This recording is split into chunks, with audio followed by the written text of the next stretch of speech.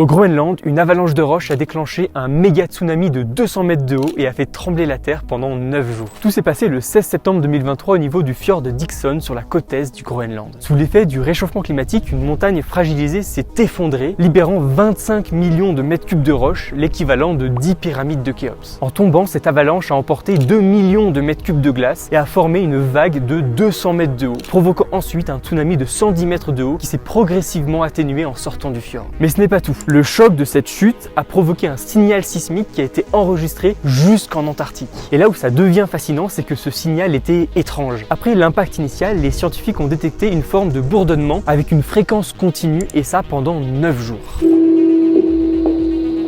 Et ils ont découvert qu'il s'agissait d'une sèche. Alors je parle pas du céphalopode, mais du phénomène d'oscillation d'eau dans un bassin. Imagine une baignoire où l'eau va et vient régulièrement quand tu bouges. C'est la même chose. Ici, après le tsunami, l'eau a continué à osciller entre les berges du fjord qui étaient parallèles. La forme du fjord a amplifié ces oscillations, créant ainsi un phénomène unique qui a duré 9 jours. Ce type d'événement, il est très rare, mais il illustre bien que le réchauffement climatique peut fragiliser des montagnes, que ce soit au Groenland ou dans les Alpes, provoquant des effondrements de plus en plus fréquents.